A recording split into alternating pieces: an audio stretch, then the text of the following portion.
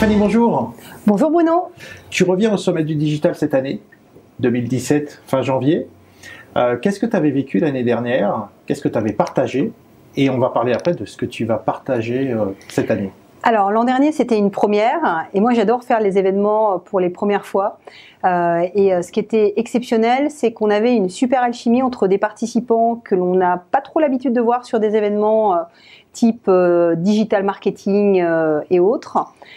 C'était une super ambiance et surtout du temps pour avoir des interactions de qualité.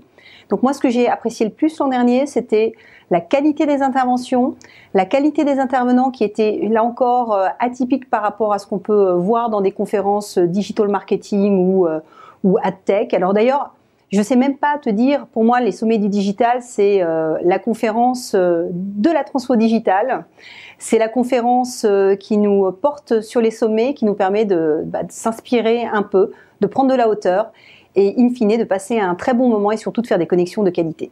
Alors c'est vrai qu'on va être isolés, si on peut dire, pendant 3 jours ensemble. Toi, tu vas nous parler de quoi? De l'investissement dans les startups, dans les entreprises aujourd'hui, puisque tu es à la tête de One Right Time. Alors, l'investissement, c'est avant tout des hommes et des femmes. Donc moi, je vais vous parler de ma passion pour l'entrepreneuriat et de ma passion pour les entrepreneurs et de comment, avec One Right Time, on veut aider des entrepreneurs à réaliser leurs rêves d'entrepreneuriat, à faire des belles histoires de développement international, des belles histoires d'innovation, puisqu'en fait, nous, on a un positionnement quand même très tech, très orienté technologie, et comment on met en place, au-delà du financement, tout l'accompagnement nécessaire pour permettre à un entrepreneur d'avoir accès aux bonnes ressources, d'avoir accès à la bonne expérience, et d'avoir surtout une ambition internationale. Alors ça, c'est intéressant.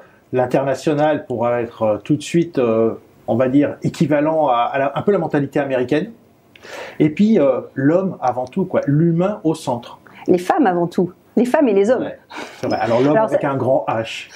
Alors, l'homme avec un grand H ou les femmes avec un grand F. Et c'est vrai que l'entrepreneuriat, c'est l'envie de déplacer des montagnes. C'est pour ça que la Clusa, c'est un super beau symbole pour parler entrepreneuriat. C'est l'envie d'aller plus loin, c'est l'envie de se dépasser, c'est l'envie de se dire que quand on a monté le premier col, il en reste encore plein d'autres à faire et qu'il faut rester vigilant jusqu'au bout. Et en même temps, c'est une histoire d'équipe, c'est une histoire de cordée, c'est une histoire de passion aussi pour porter des nouvelles activités. Et je trouve que les sommets du digital et la Clusa, ça l'incarne tout à fait. Alors, tu utilises des termes propres à la montagne. C'est aussi une région que toi, tu affectionnes particulièrement. Alors, moi, je viens voisine puisque j'habite le plus souvent possible à Chamonix. Et c'est ce qui me permet aussi, au-delà de tous les voyages internationaux, de garder une base solide et de garder cette envie de dévorer la vie et puis de grimper les sommets.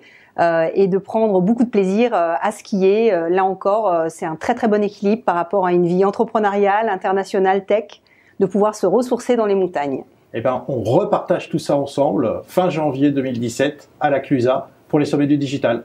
Alors, à tous, il faut vous inscrire maintenant pour les sommets du digital. Vous verrez, on va passer un super moment ensemble et surtout, faire des rencontres très enrichissantes dans les sommets.